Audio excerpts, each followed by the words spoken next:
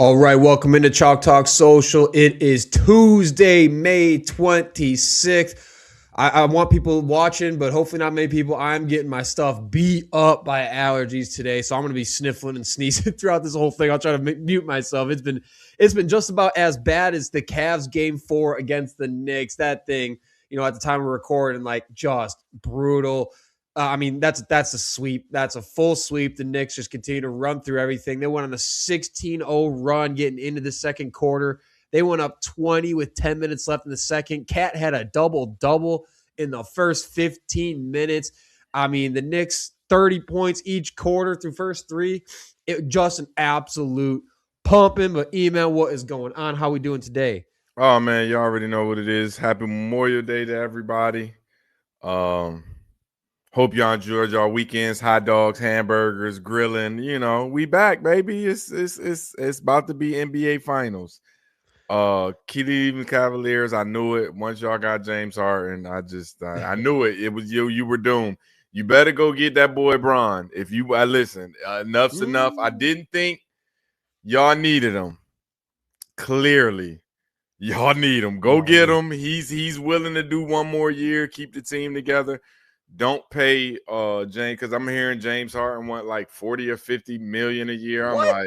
I'm telling you, man, the kid been robbing the game for a minute, but go get Bron and his son because y'all need him. It's over for you. So yes, sir. Yeah. This season averaged 23.6, 4 boards, 8 assists on 43% shooting. But once again, where James Harden go in the playoffs? It's been more of the same James Harden, ups and downs, but more downs than ups. With him. So, this ain't helping him these last couple games, to be honest.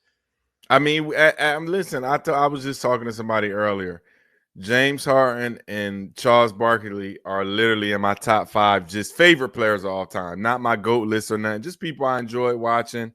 I was a Houston Rockets fan, but I always liked Charles from day one. But James Harden is one of my favorite players, but he's a loser, and it just is what it is. I can't defend him. I love the shoes. Got a bunch of jerseys as his.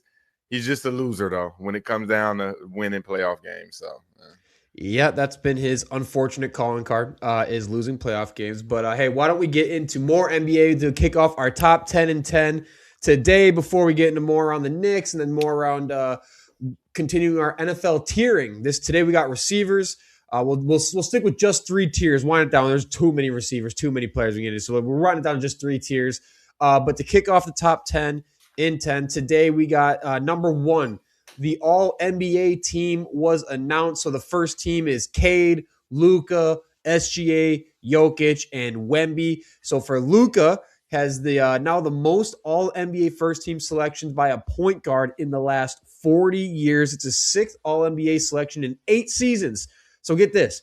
He has more first-team All-NBAs at age 27 than Dirk, Steph, Barkley, Garnett, AI, Nash, Kidd, Westbrook, Moses Malone. The list just keeps going on.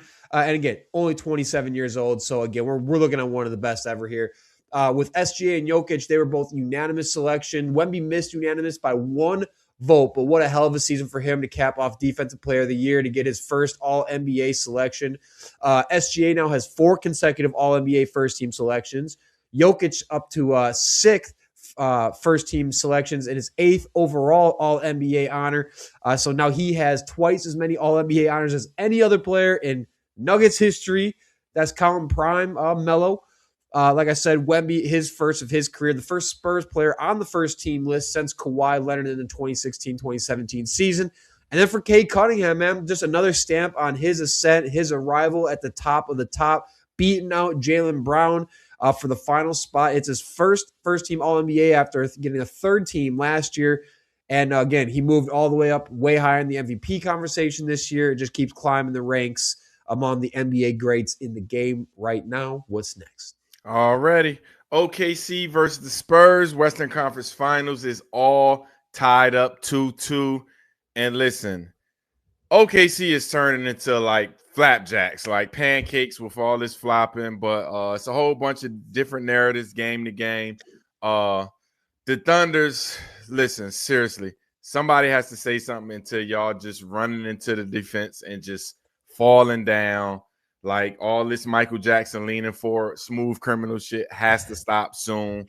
But in game 3, the OKC bench just went crazy. McCain, Williams, Caruso, and Wallace all hit double figures from the second unit, which contribute to an ultra 62% of the Thunder's total scoring, which is crazy coming off the bench. The most bench points by any team in the conference finals or NBA finals games since starters were first tracked in 1971. Good God almighty, that team is deep. San Antonio, though, came back in game 4 with Mr. Alien himself, E.T. Wembley, posting 33 points, 8 boards, 5 assists, 2 steals, and 3 blocks as the Spurs held on to OKC to their second lowest postseason total points, just shooting 33% and winning 103-82. OKC was again without Jalen Williams and Mitchell. Injuries are defining the Thunder right now, but with or without Williams and Mitchell, dealing with Wembley is going to be an issue. Making shots is going to be an issue. Like I said, I think this is a heavyweight fight. I'm excited. This is going to 7 games. Right now, I said the Spurs at first, but I don't know, because if the bench can play like they played in game 3 for Oklahoma City, I'm not sure. But good God, what a series. What Wembley, man. I'm just telling you. And people, and it's the thing, though, Austin. Yes, he only had 3 blocks, but he adjusts so many shots when he's just around. His defensive prowess doesn't get enough credit with just his 3 blocks. So, I mean, I'm excited to see what game 5 going to be tomorrow. Yeah, that's and again, I know this. The OKC, they adjusted, they forced him to start taking more shots, deeper. But I mean, man, if the Spurs bench just figures it out, I mean, hey, anything's possible. But as we were talking about with the Knicks, as this one's kind of wrapping up, we're in it got into the bench players are playing game 4 of a sweep in the Eastern Conference Finals. So the Knicks now hold an 11-game postseason win streak. They're finishing out with going to be roughly a plus 255 or a plus 260 point differential. This playoffs is absolutely grotesque stuff. This is supposed to be the most competitive time for basketball, and they're walking through everyone. They got the elite defense going. They're winning the rebound battle. Anyone making a mistake, you're getting punished for. Of course, you got Jalen Brunson ice in his veins in the fourth quarter, but he's up averaging just around 28 points this playoff with about 7 assists, 3 boards in his 13 games, just been the entire engine behind it.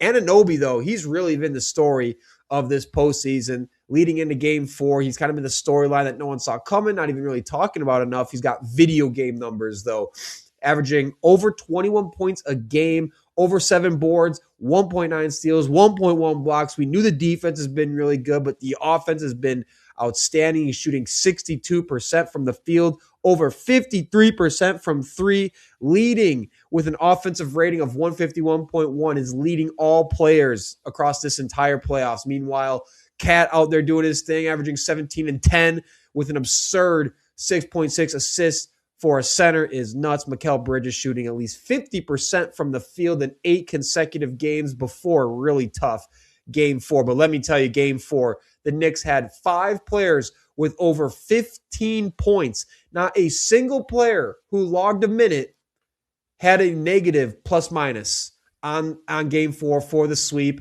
On the Cavs, we got backups in. Jose Alvarado's playing. Mitchell Robinson's out there doing his thing. Both of them looking really effective in limited minutes. But my goodness, just another slacking by the Knicks. What's next? All right, number 4, Caitlin Clark was ready to get her MMA throwing hands on just the past few weekends. The WNBA has to do a little checking on this officiating problem. Now, I don't have an issue with it because I think the physicality is what people watch the WNBA for. But she got into a heated confrontation with the Valkyries forward, Janelle Salon, at the end of the first half after Salon shoved her in the back, leading to a double technical being assessed. And in the fourth quarter, she was hit with a flagrant foul for setting a hard screen. And fans and analysis immediately was like, what kind of call is that? It happens every day in the NBA. Come on, this is a common foul. Under the WNBA new CBA, players are fined $500 per technical. $500 per technical for their first 3. Clark is racking up fines fast and flirting with suspension territory. And the one thing that I do tell people all the time is I don't cry wolf for Caitlin Clark because she talks shit through the whole game. She's an antagonizer. So I just feel like she's got to be able to back it up.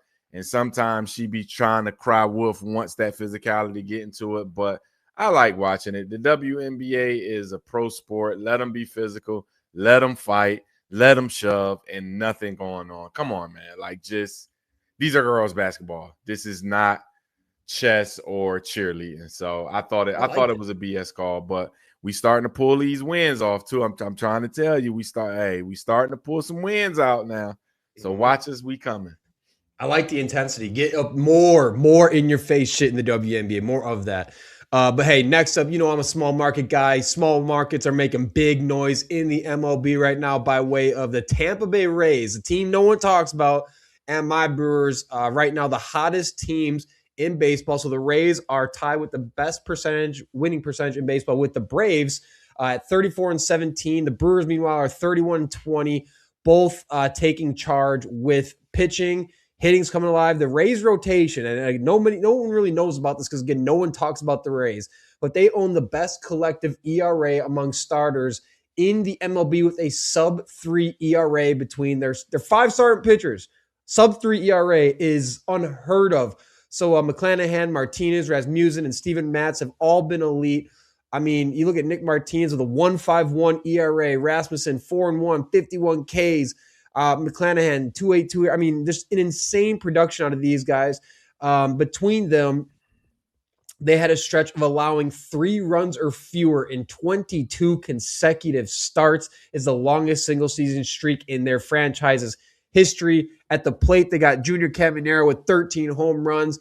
A young stud, 22 years old, is the center point of a lineup hitting over 260 as a team, which is top marks across MLB. Again, 22-year-old in the middle of that thing. Yandy Diaz hitting 315. Jonathan Arenado, 38. I mean, this lineup is doing everything. On Milwaukee's side, Mizorowski just threw another lights-out game on Monday. Between him and Kyle Harrison, they're one of 2 starting pitcher duos in the MLB who both carry a sub-2 ERA with at least 45 innings. Mizorowski increased his K per 9, leading K per 9 at 14.1 now, is just absurd after he just went for another 12 Ks in his latest outing, which ties his career best. And he hit over 100 miles per hour on 57 pitches in his last thing. The fact that his arm is still attached to his body is blowing my mind. But like I said, with Kyle Harrison, then he has been honestly the steal of the offseason. Boston Red Sox kicking themselves for giving him up. I mean, really, the Brewers really sacrificed not much in terms of production, and they in turn got a guy with a 1.77 ERA over 9 starts and 59 strikeouts, looking like a true, legit number 2. Shoot, he's looking like an ace right now. But both clubs, man, they're proving against the model of spending more to win more. Hey, if you can just pitch right and you can get consistent production out of a good chunk of your lineup, you don't need to pay $1 gajillion to be really good at this thing we call baseball. Because the Brewers got a lot of hitters now they're back healthy with Vaughn, Churio, and Yelich all back in the lineup. William Contreras has been one of the top hitting catchers in baseball. Jake Bauers, a $2.7 million reclamation project, has already exceeded his last season totals for home runs, ribbies, and his batting average is outpacing anything he's ever done after he made some big changes to his swinging. So love to see it. I love seeing the contagious energy. We got tarps off. We got the fans in the stands doing shirts off everywhere. That trend across baseball is taking fire. It reached Milwaukee. It reached Tampa Bay. Love to see it. What's next? Hey, if you're wondering where our producer Joey is, this is probably why he hasn't been here.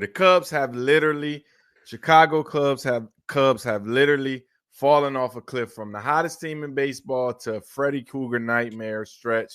Goodness grief. Chicago was the season high 15 games over 500 on May 8th. Now they have dropped 9, and I mean 9 straight, the longest skid since 2022, and went 0-6 on a homestand for the first time since 2021. Their starting rotation started to collapse in their series with the Brewers. and it's been downhill ever since. 1-9 in their last 10. The big money players have been just Casper to go, Swanson, Brigman, and Crow Armstrong. They're all just struggling. Nico Horner, who started the year on the MVP pace, I think that's how you pronounce his name too. Yeah. He's hitting point 207 over his last 30 games, and this just isn't one guy. The whole lineup has went cold after being one of the top lineups in baseball to start. They're one loss away from becoming the 25th team in history to have both a 10-game winning streak and a 10-game losing streak all in the same season. Hey, Joey, we understand why you went missing, because this is sad right here. I got to get it. When you get back, we're going to rub it in your face, because this is looking bad for them Cubs, man. Goodness grief. Could have warned them when they brought Craig Counsell, and there's going to be a lot of ups and downs with that one. But, hey, sticking with baseball, the Astros, for all of their suck this year, are just finishing up throwing the first no-hitter in the MLB since 2024. Coming against the Rangers, it's Tatsuya Maya, led the charge with 6 innings, only 2 strikeouts, and had 4 walks. Mind you, this is a guy who came into the game with a 6.17 ERA. He has royally sucked this year. Hey, all it takes is one game, one really good game. He gets Steven Oker and Alan Santa in his MLB debut, mind you, wrapped up the final 3 innings of work, adding another 2 strikeouts. It's now the 18th no-hitter in Astros franchise history. And this Santa kid, I'm telling you, can you imagine telling your grandkids one day, hey, the first day I stepped foot on the mound in the MLB, I was a part of a no-hitter. That's pretty sweet. All about that. What's next? Last but not least, I just want to draw a little hate and light towards the enhanced game. I don't know if you heard about this. I've seen it. It's a guy coming up with this league where he's allowing athletes to use FDA approved enhanced drugs to see if they can break world records. And what a joke it is. You know, I'm a big track fan. So to go see guys enhance themselves and only run 9.97. They had a girl in the heat that ran 13.38. My worst girl on my high school team with no drugs, she's big, doesn't run 13 seconds. Like, what a joke of a series event. Like, come on. And it's only one world record was broken out of the weightlifting, the swimming, the track, and all the other stuff. One world record was broken. Come on. And you know, he's saying he's paying everybody $250,000, which I don't believe, but I just want to slam it and throw a little salt and lemons at his ass, because this is the dumbest thing ever. We have plenty, and they say, oh, well, we have doctors that monitor it. Once again, we know what steroids and enhancements does to the body.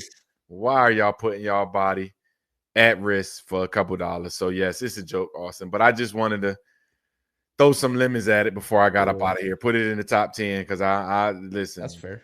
Nobody watch it, please. I was intrigued by the concept, of course. I just want to see roided dudes hit baseballs really far. That's all I want to see. I mean, I saw there's this swimmer, I don't remember his name, but like seeing that swimmer dude in his little swimming outfit, and the lats just busted out of that thing. And they said at one point he got way too big. They had to slow him down because he was literally sinking in the water. And I'm like, man, not good aerodynamics when you are that much of a beefcake. I mean, and yeah, doctors, whatever. If you're on roids, man, any given day could be the one your heart stops pumping. I mean, doctor 5 feet away from you or not, it won't save you at some point. I mean, I just saw some 22-year-old Aussie kid, I think, just passed away. Big bodybuilder, clearly was on juice. And I mean, that's a very common trend among folks who are on steroids. I mean, you take that risk of things go wrong one day and but so yeah, probably not worth it. It sounds like it's probably not going to end up coming back. It doesn't seem like, but unless, you know, what would be funny, I was saying, like, you know, certain sports like golf, yeah, getting roided dudes golfing. I think he went the wrong directions. Like, I think track and field and swimming are like prestige. Like, we don't want to see that. But like I said, if you got like baseball players that's in the banana league and juice them up, have like a home run derby, baby, that would be interesting. But just that. Leave it at that. Cut it at that. I mean, and you know, with sprinting, so much about your speed and being fast and looking awesome is like your form. I mean, you can have powerful legs all you want, but if you don't got awesome running form and you don't train the right way, it don't matter. Listen, everybody to get on steroids don't win Mr. Olympia because trust me, it's more than just taking the steroids. So, Yep. yeah. Well, let's get into it because this one is absolutely over. The Knicks are up 40 God points damn. on the Cavs with 2 minutes. 40 40. points.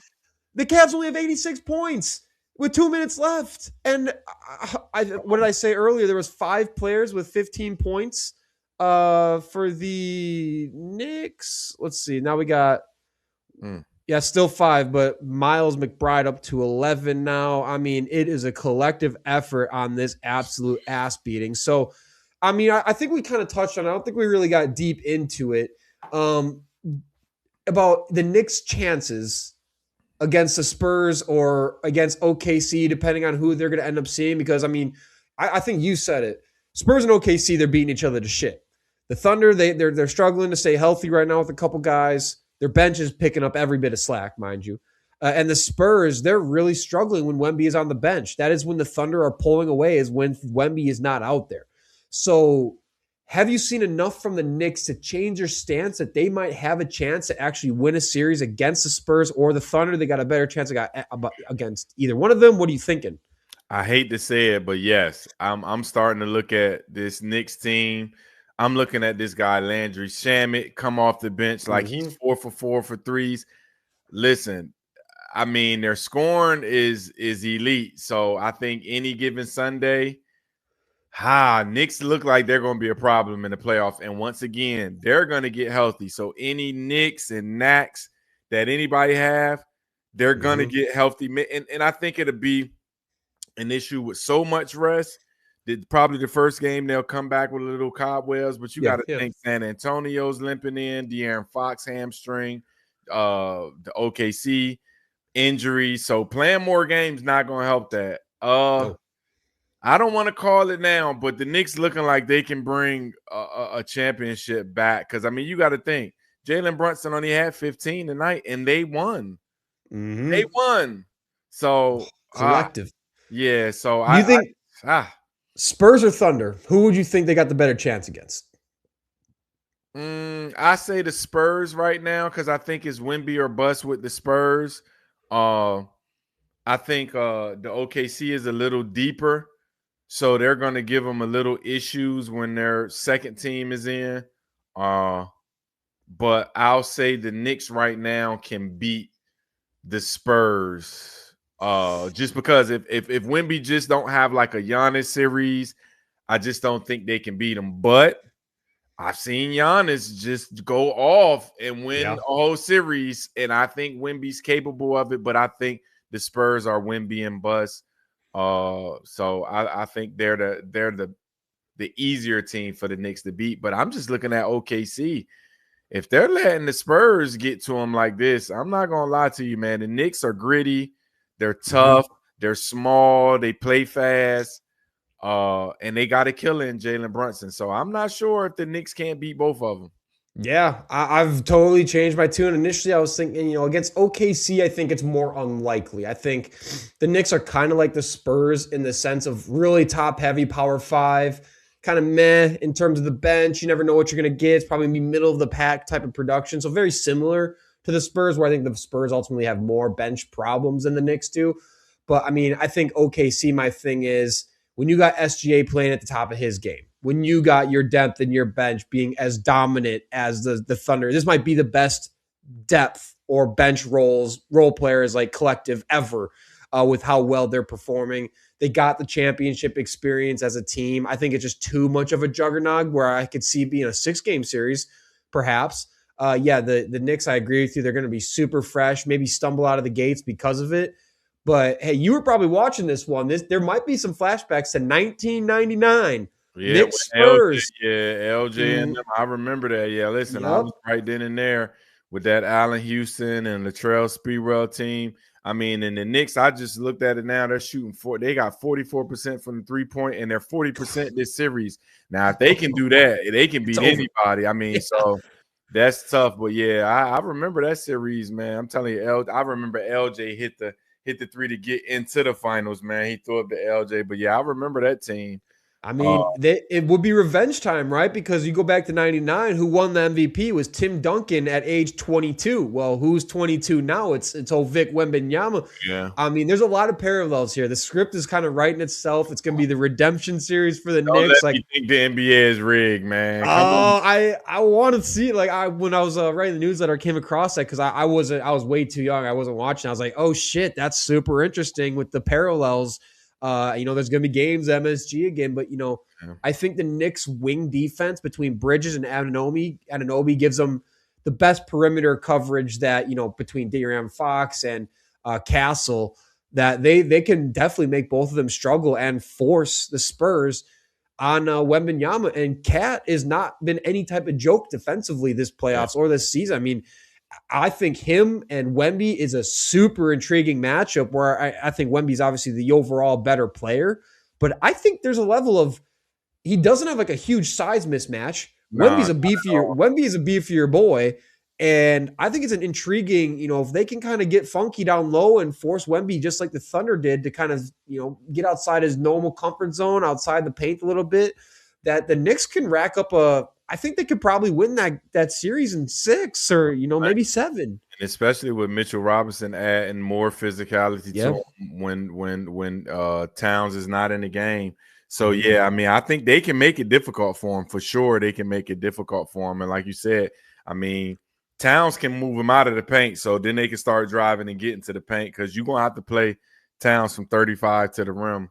If not, he gonna light you up from downtown. So that would be intriguing, man. But that's crazy. The NBA is on a script now. Now that I'm thinking about it, man. Goodness grief.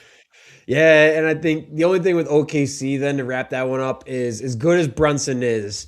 Obviously SGA, he's a good on-ball defender, so I think that presents a first problem. And then secondly, between Ludort, Wallace, and Caruso, that's a really difficult perimeter defense to have to go up against between Hart, Anunoby, Brunson. It's going to be a wall. I mean, they're going to be challenged far more than the Cavs of challenging them on the perimeter. That's for damn sure. For So sure. I think that's going to be something they would have to be overcome. They would have to figure out a way. And I think there would be a heavy reliance on Cat again, because then you get the Cat versus Holmgren. And now that's a mismatch that they would have to exploit.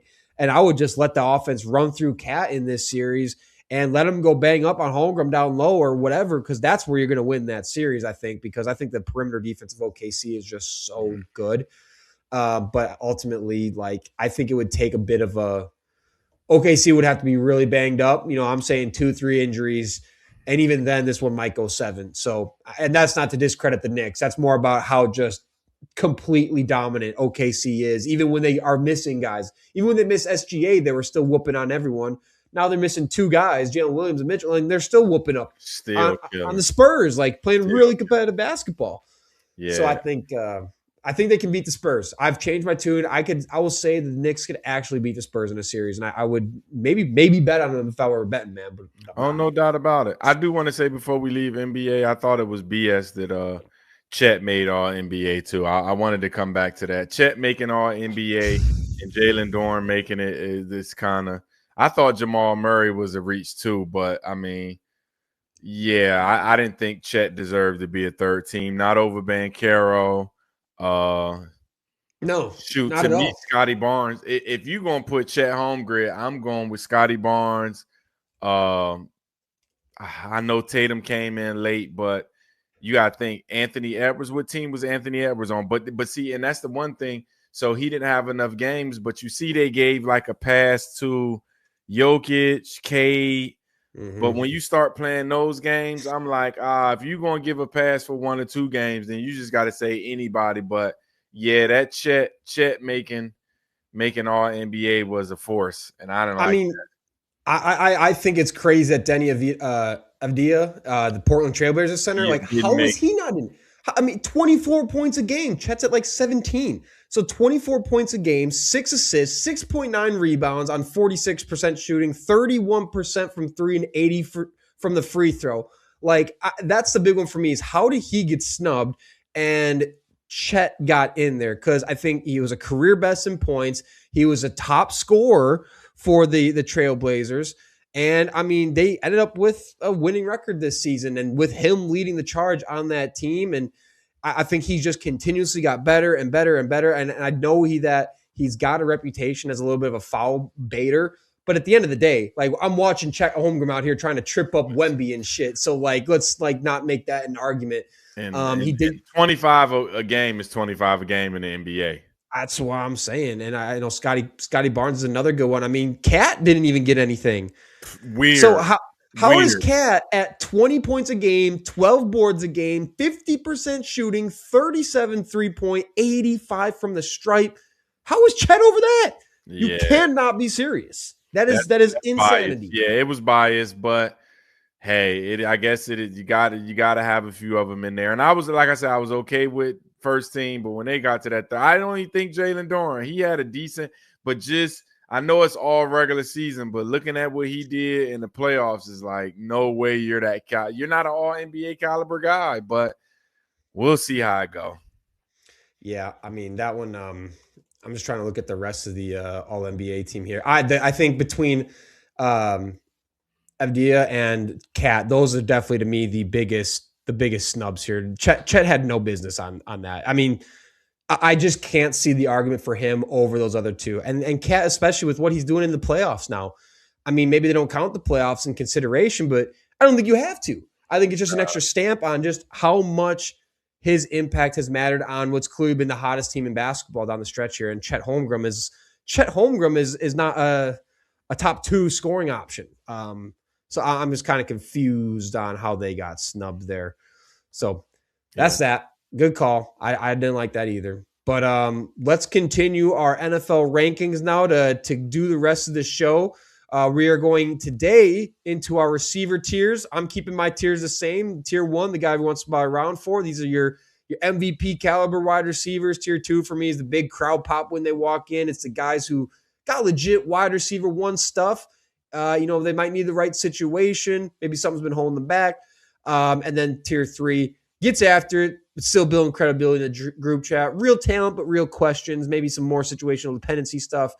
Really high upside, but some things kind of holding them back right now for a variety of reasons. So let's get into our tier 1. I'm going to tell you mine, and let's hear yours because I'm very curious. I got one name on here that I know you're going to push back on because I know how you feel about him, so I'm really intrigued.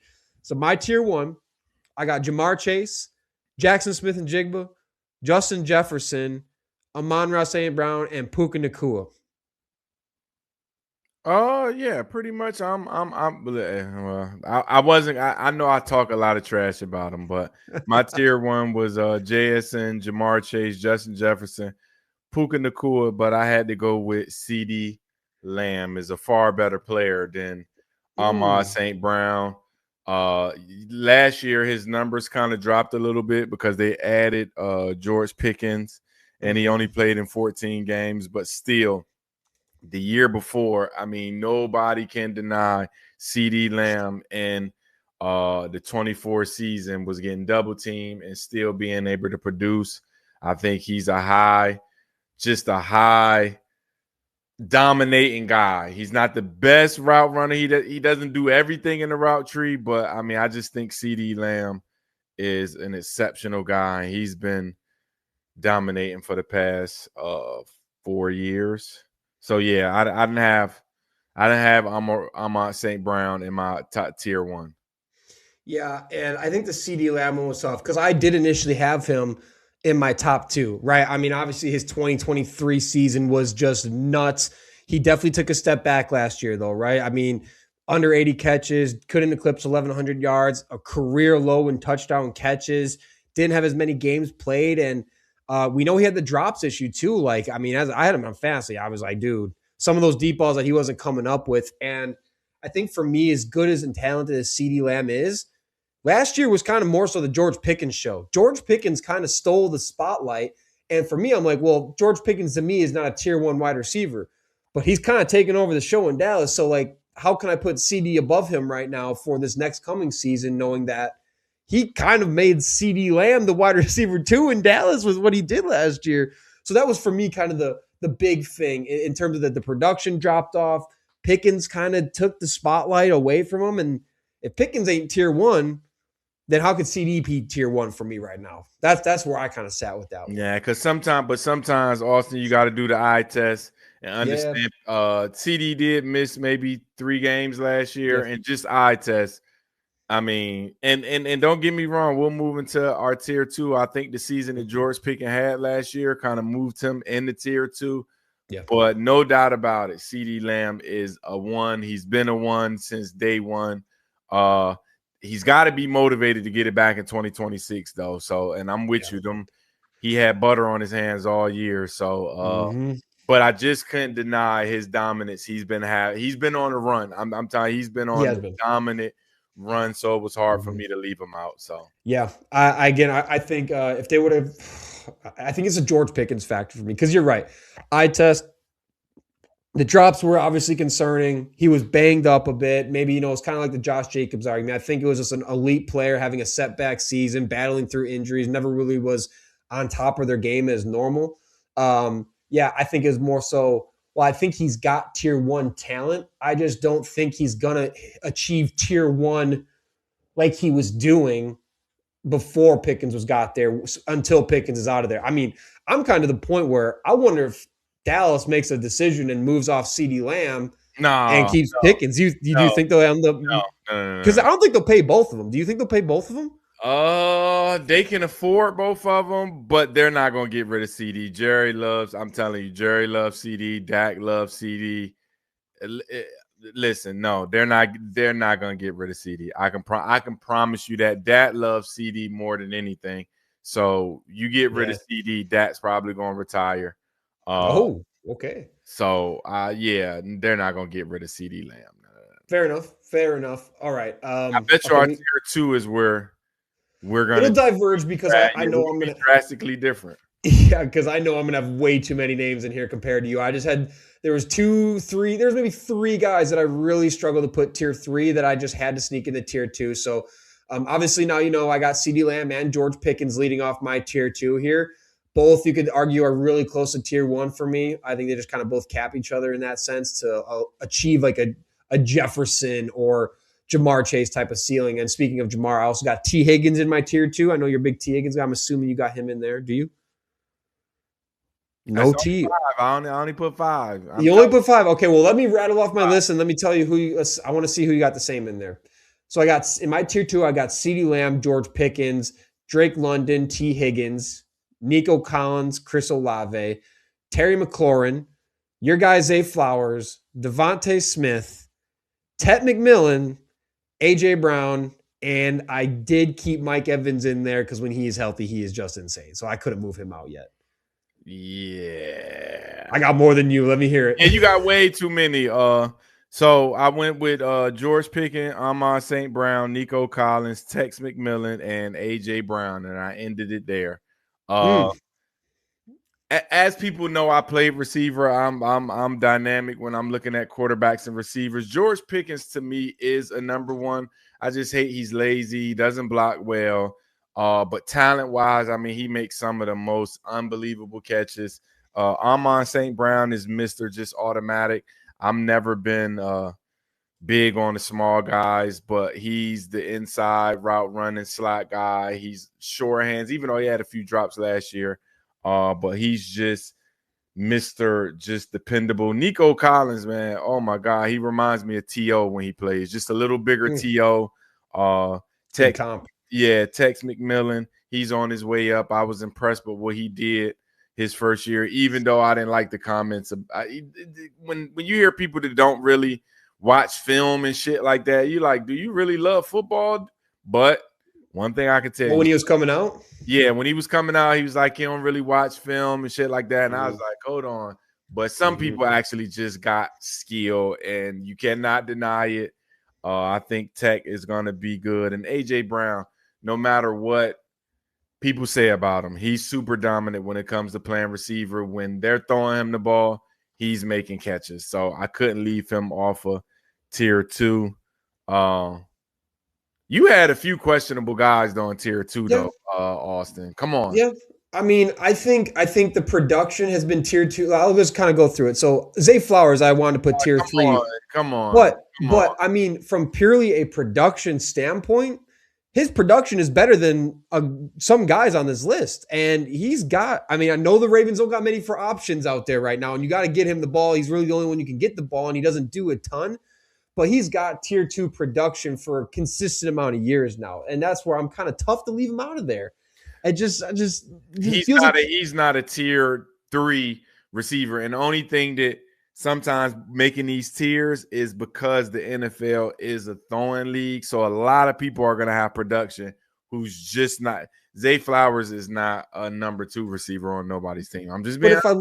That's fair. No, I think he's at least a number 2 on a lot of teams. I maybe not a 1 on a lot of teams, but like if I look at him compared to like the guys who, I mean, everyone I listed, right? Once you get past that list and you look at everyone else then, and maybe because you broke it up, you're more picky and you got some guys from this list, I'm assuming in your tier 3, shoot, might not even be, but the guys below this tier of guys I listed, so that would kind of be like your Marvin Harrison Jr.'s, your Alec Pierce's, Christian Watson, Devontae, Jake, like Zay Flowers outproduces he is not in the same tier as all these other guys in terms of production. So it's like, doesn't make sense to loop him in with them at the end of the day, even if it is, they force him the ball because they ain't got shit to throw to in Baltimore. He gets the job done. You can't tell me he's not an electric factory when he's got the ball in his hands now.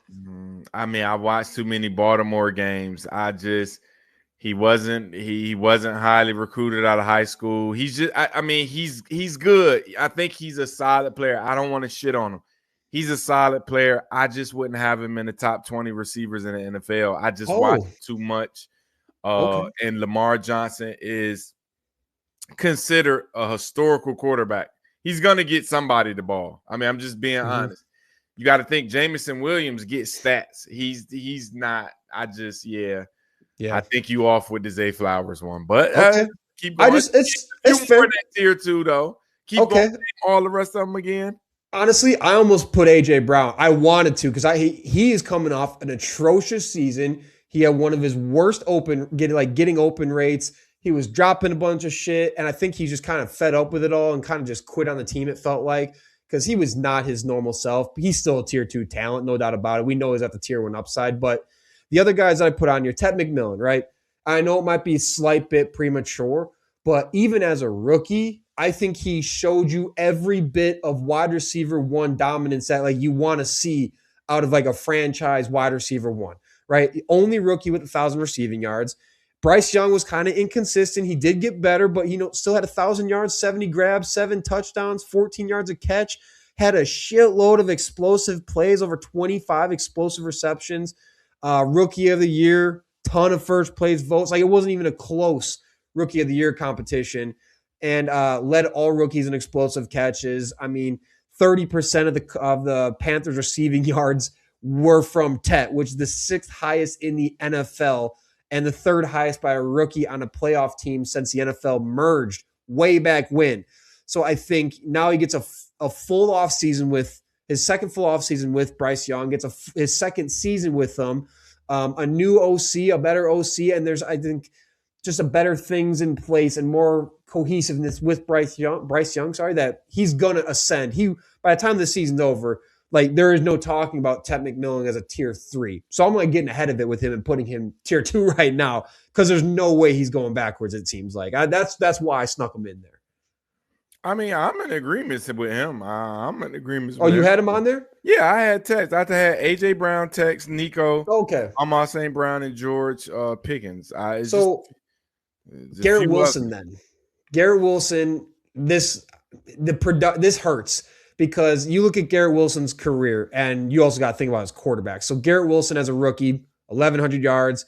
In 2024, he had 1,100 yards and 100 catches. He had the best separation created early into 2025.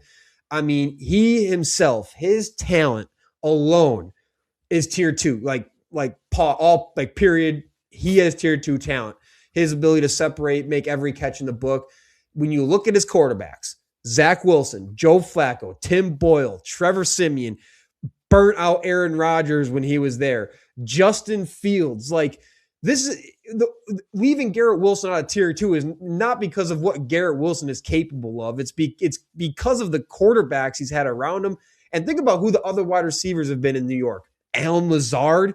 I mean, can you tell me another receiver the Jets have had to complement Garrett Wilson. So like, if they're going to throw the ball where they want to look, and if they can't get it to him, the play kind of runs away. So I think his tape alone, what he puts on a highlight film, even if he's getting a catch or not, it's impossible to dismiss that talent, especially because he's still creating separation at the best rate in football right now. So elite route runner, elite with release. He's great with the yak, and he just needs a quarterback, man. If he just has a damn quarterback, I don't even think we're debating this one. It's just hard. Listen, I had to pause for a second because it's hard for me to listen to you say A.J. Brown production was down because we know who played quarterback in Philly, but then you add Garrett Wilson. It's just they're not even close. A.J. Brown was dropping a bunch of passes last year. Zach Wilson, all the quarterbacks that Garrett Wilson had is a better thrower of the football than Jalen Hurts. I'm just being honest. I'm being totally honest. No way. Listen, you put Zach Wilson, Justin Fields. Him and Jalen Hurts are. I mean, you got to think. Justin Fields was 4-2 in Pittsburgh. Was looking good. He's not bad. I think him and Jalen Hurts are parallel to me. I'm just being honest. I just think Garrett Wilson is. He got some highlight plays, but he just hasn't been consistent enough for me to even put him in the top 15 receivers. Nevertheless, top 10. No way. Really? This guy's in tier 3 that I know for sure is better than him. Better route runners. He's small. He's not a good blocker. I mean, he's good on deep routes. He doesn't have any underneath stuff. Yeah, no. He's talented. I give him talent. He can run and jump, but that don't give you top 10 receivers. Yeah, I mean, he can do. I mean, I think he's good underneath. I mean, his career average in yards per catch is 11.6. So that would tell me they use him in the short to intermediate a ton. They actually don't use. They don't have a quarterback who can push the ball downfield. He do more deep stuff, and he catches slant every now and then. I'm telling you, that 11 yards. Go look at it. I'm telling you, God, Garrett Wilson. I'm just telling you, Austin. When it comes to receiver, I judge at a high clip. That's fair. I played the position. I coached the position. At a high level. Like I said, I got a couple of guys in the league that I coach at receiver, and Garrett Wilson is not tier 2. I'm just that it's hard for me to agree for him tier 2. Interesting. When we list off the guys from tier 2, it's just hard for me. See, and then when I look at the guys outside of the tier 2, there's no way you can loop Garrett Wilson in with, again, just the rest of the list. Then, like, anyone outside of the top 20 just does not believe. My next 5 is better than Garrett Wilson. Well, let me get your thoughts then on one more guy before we move on, because I'm sure you did not have Terry McLaurin in your tier 2. I'm sure you got him in the next tier. And no, again, you're just giving gifts. I'm telling you, I don't think that's gifts. I mean, 5 straight 1,000-yard seasons when his quarterback. Again, we got to look at the quarterback play here, man, and how that comes into the picture. Like Dwayne Haskins, Alex Smith was half a leg off. Kyle Allen, Taylor Heineke, Carson Wentz, Sam Howell, Marcus Mariota, and one season of Jaden Daniels. Like, this guy has insane talent, just like Garrett Wilson. Like, the talent belongs on this tier, and he is somehow 5 straight 1,000-yard seasons. He finally gets his first double-digit touchdown season in 2024 when he had 82 catches, 1,000 yards, 13 touchdowns. When Jaden Daniels finally showed up, right? And he had all these red zone scores. So we kind of saw, like, finally a quarterback can maximize McLaurin's talent. Then Jaden Daniels get hurt. Everything gets backwards. But I think McLaurin, he just has those physical traits. He's got great bursts. His hands are incredible. He dominates at the catch point. And he is a guy who's known to have really good route run, be really crisp with that. I think his age might be the only knock at this point. Last year was a total lost season. But for me, again, like, his talent and what he's been able to do with absolute junk at quarterback, it's too hard for me to loop him in with, again, the other guys outside of the top 20 rather than with guys, in the 15 to 20 range. That's kind of where I'm at with that one. Yeah, no. You keep going to the quarterback thing. All these guys in the NFL, when that went down, CeeDee Lamb was still number 1. Yeah, I mean, and don't talk about who we had at backup. He was trash. Nobody's rush. Yeah, this is what I'm saying. Nobody's putting Sam Darnold in their top 10 of quarterbacks, and JSN looked like the best receiver ever. I mean, nobody's putting. You see who Justin Jefferson has had before, Sam Darnold, and nobody else. So, you know what I'm saying? You can't just keep saying quarterback play. A lot of these guys, Nico Collins has CJ Stroud, who hasn't had a good season since his rookie year. It's fair though, but McLaurin still has 5 straight 1,000-yard seasons is the point then. It's been terrible, and he's still putting up great numbers because when they do throw him the ball, he comes down with that shit all the time. Like, you put Terry McLaurin. The NFL is a throwing game, man. You got to me, top tier, 2 tiers. When you got Jackson and Puka in them 1,700 yards, 1,000 just doesn't do anything for me no more. Because it's a throwing league, everybody's throwing 40 times a game. I just think when the elite guys are doing that, it's hard for me to say Terry McLaurin. No way, no way. Okay, I'm starting to see how I have a feeling for how your tier 3 is going to shake up. Where my tier 3 is more of the like middling of the pack kind of guys. You just giving gifts away, man. I just call you Austin Claus because you. Hey, baby, come on, giving gifts away. Terry McLaurin's not in my tier 3. I think I would say if I had to get really picky, right, super picky with my tier 2, given my tier 1 what it was. If I had to get really picky, I would have CeeDee Lamb, George Pickens, Nico Collins, Tet, and T. Higgins. That would be my 5 in my tier 2. I get it, but this is what I'm saying, Austin. I think we gotta start putting the handcuffs on you, man, because I think you start looking at the numbers and you feel like you just giving everybody props, man. I'm telling you, Zay Flowers, Terry McLaurin, these guys are not top guys. And I mean, going into my tier 3 just while we're here, which is weird to me because any other time you're going to be biased, but there's no way you look at, and I don't want, yes, he's missed a lot of games, but there's no way you look at Christian Watson and says Zay Flowers or Terry McLaurin is better than him. So my tier 2, C. Watson, Devontae Adams, T. Higgins, Chris Olave, and Drake London. I've told you before, Christian Watson is just an elite. He's gonna go get the ball, big guy. And granted, like I said, I have a taste when it comes to receiver, but there's no way you look at Terry McLaurin and Zay Flowers and say that they're better than Christian Watson. Not me, just not me. Like I said, Devontae Adams still led the NFL in touchdowns last year, 14 tuds at his old age. I mean, yes, he's not as productive from 20 to 20, but you got to think with Puka, the guy when you get in the red zone, he's the guy you need to go to. T. Higgins, to me, he's the best receiver 2 in the league. Great hands. I mean, he's always catching balls away from his hand, long, tall. Chris Olave and Drake London, another guy that I think he has a terrible quarterback, but still put up numbers. So, yeah. No Christian Watson, and he was in my next. He was in my next one. Oh my God, you disrespecting your guy, man. And again, I think it's because I just want to see one full season of it. Like, I need one full season of Christian Watson. I haven't got that yet, and that's been my big hold. It's kind of like why I have Devontae on here. Like, we've seen Devontae can't stay healthy anymore. Last year, he had his career low in catch rate. Even though he had the 14, he's still great. He's still a great route runner. Like, I'm not trying to take away from like it. But at this point, between him and Watson, it's like, just prove to me you can give me a full season, really, before I'm really ready to buy in and move you up. I mean, higher at this point where you're at. Giving Garrett Wilson and them talent. You said Garrett Wilson talent.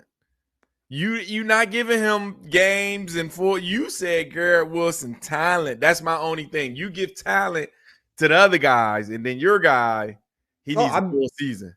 I mean, I think I'm not taking away from Christian Watson's talent. It's more so like he has not been able to deliver a full season in the NFL right now. So I think he's still getting better.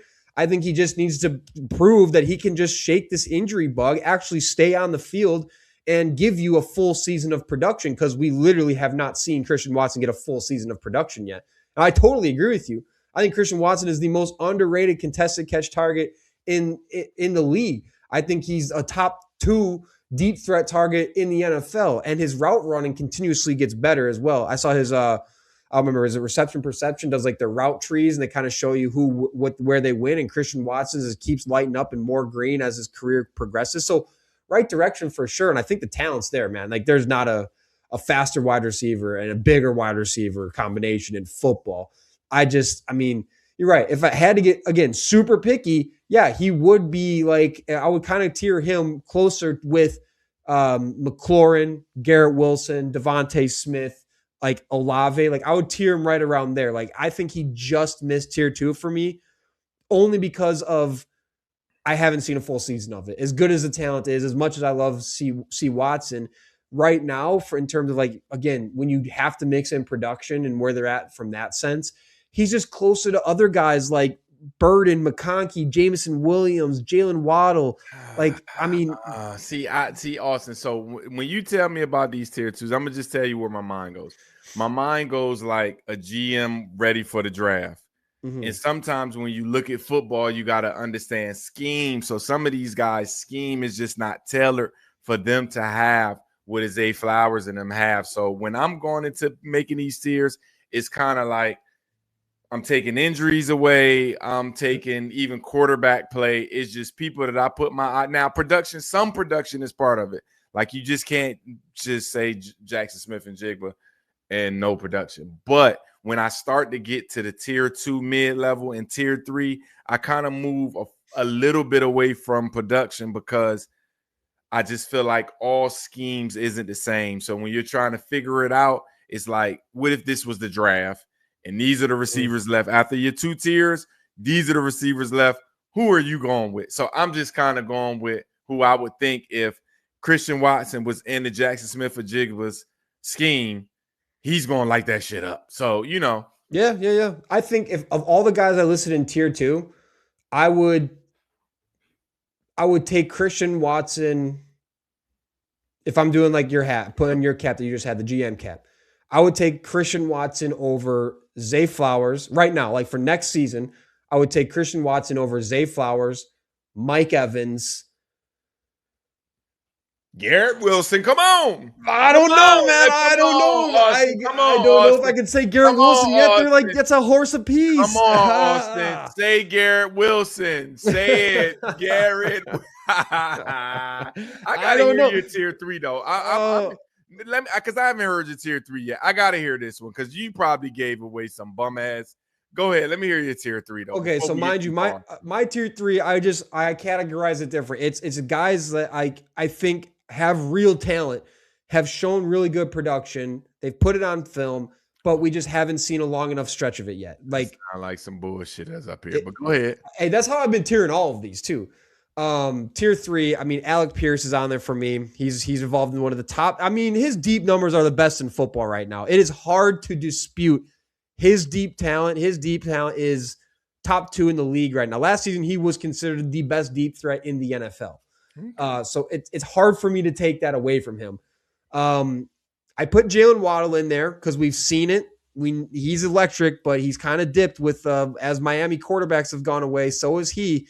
And I think he's in a big earn it season, but we know he's uber talented, Jalen Waddle. Just hasn't got the best in terms of opportunity. DK Metcalf's still in there for me. Him and Michael Pittman are sharing the same room, so I have both of them in there. They've both been ultra productive in their careers, but we haven't seen them ascend to like the next status yet. I just don't think they're below tier 3. And then I did throw Wan'Dale Robinson in there. I know you'd rip that one. But, I mean, I can't not have a 100-catch guy outside of the top 30 when there's so many worse names than Wan'Dale Robinson who exist after this. And I say Marvin Harrison Jr., I think he'll be in there. He just needs better quarterback play, but he hasn't quite ascended totally how I think folks would have liked him to at this point yet in his career, working out some kinks. And last one I snuck in there because he was insane last year. I think he's going to have a huge year. Is Luther Burden. I think he has a big year this next season. Hey, Austin, you're not going to run into these guys, Austin. You don't got to fear them if they see you. I know more people listen to us than you think. They come on, Austin. Wan'Dale Robinson is making a tier For receivers, damn, man, that Benadryl done got to you, man. Oh, I can't take it. I wish I could take it. Wandale Robinson, I'm going, listen, I don't care if he caught 200 balls. He's not in nobody. Come on, Austin. Back-to-back years with Austin, 90 catches. Come on, Austin. Come on, Austin. You watched a lot of football in your time. Mm-hmm. He would not be a third round. Come on, Austin. How about this?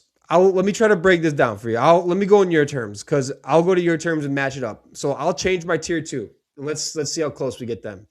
So I'll change my tier 2 to CeeDee Lamb, George Pickens, T. Higgins, Nico Collins, and Ted McMillan. That'll be my 5, right? And then my tier 3 will be and add AJ Brown in there. So 6 in my tier 2. I'll add AJ Brown. My tier 3 then would be Drake London, McLaurin, Garrett Wilson, Devontae Smith, Olave Watson, Zay Flowers. I say Garrett Wilson, Mike Evans. So that would kind of be my tier 3 then. And then bump everyone else down. Yeah. Tier 4. Like, just get him the fuck out. DK Metcalf. Yeah, I'll put him in tier 4. Only just big and fast. Like, he's not a good receiver. I'm just being honest. He's not a good receiver. He does struggle. He's just big and athletic. So, in the NFL, you can get some catches. Jalen Waddle, yes, but oh man. No, I'll shift my tiering. I think my shift in tiering is a little bit more aligned to yours. We have a couple guys a little bit off, but I think if I cut down my tier 2 and kind of chop it in half, then we're closer to the same. And then that way I would put Christian Watson in my tier 3, like I said, on the same echelon with Olave, McLaurin, Devontae Smith, Mike Evans, Wilson, Zay Flowers, those guys. Whew. I mean, that said, Robinson and Pierce, Pittman. I think there's a lot of people who would fight for Pierce to be higher than a tier 4 wide receiver after what he did last year. And then he got a huge contract as a thanks for everything he did. That's the only thing. Even in your tier, all of those guys had multiple years doing it. I have to see him be able to do it again.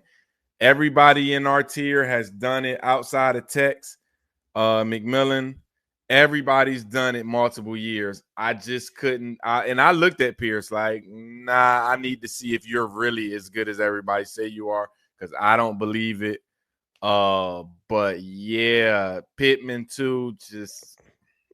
I mean, to be fair, I put them in a tier that I named gets after it, but still building credibility. To be fair, I mean, to exactly your point. I haven't seen enough of it. We've seen the upside. We've seen that you can be consistent, but like either you're consistent and you haven't elevated, or we've seen the upside and you just haven't done it enough yet. You've done it for one season outside of like Tet. That's kind of where I was at with these tier 3 guys, rather than just thinking like totality of what a tier 3 might entail. It's more like they're building credibility, but they've given us the body. But everybody else is in the club. I wouldn't let them in the bar. I'm just being honest. Some of those guys couldn't get past the velvet rope on the outside. Will make sure my security, Jazzy Jeff, they ass up out of there if they try to get in there. Some of Uncle Phil them out the front door. Yeah, man. I couldn't. I'm surprised a couple of guys you didn't say though, because you like your guy Wilson. Was it Wilson for the card? Michael Wilson. I thought you was gonna name him. I was about to be like, oh Lord. Dude, I love Michael Wilson's a dog. Look, I will agree with you that I'm too lenient in my tiering. I 100% agree with you.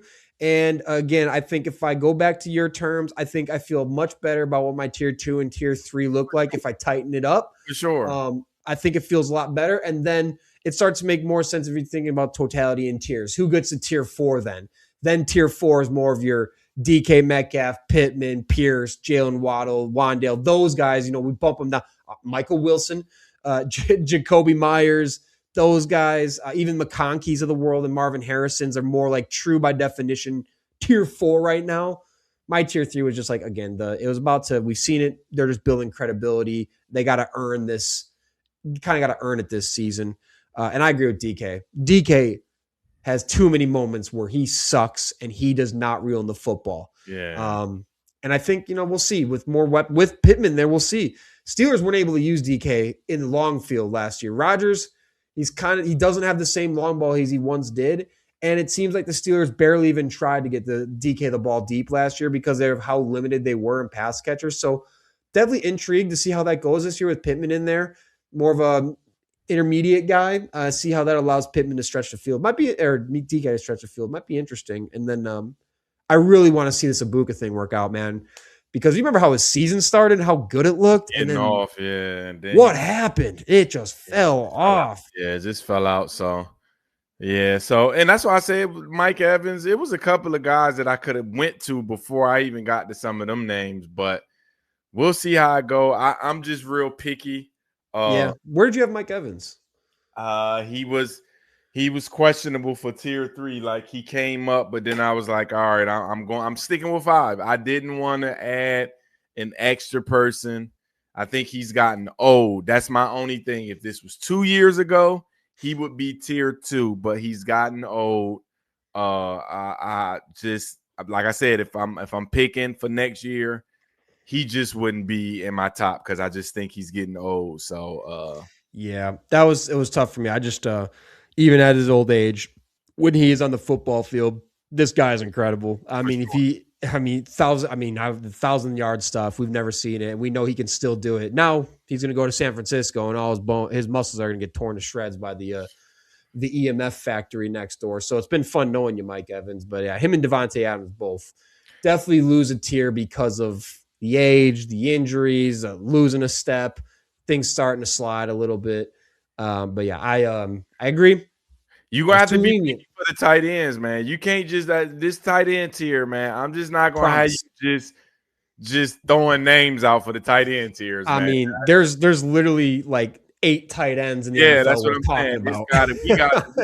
We gotta be tight on that one. We got call it like we see it with tight ends. There might be legit 1 or 2 guys in the top tier, 2 guys in the second tier, 3 guys in the third tier. That might be all that's worth talking about. Go 3 and 3. Yeah, it's gonna be really light. Yeah, we'll see. I'm gonna see how you better not do wrong, but my guy Tucker Kraft on that list. I'm just saying. I'm just putting it out there. Well, I'm high on Tucker Kraft, so okay. I can tell you right now he'll make a tier. There we go. Beautiful. That's all I need to hear to end this one. Then. So yeah, to wrap it up, I'm seeing some extra stats on the Knicks here to wrap up this episode. Their 271 point differential this postseason is now the largest by a team entering the NBA Finals ever.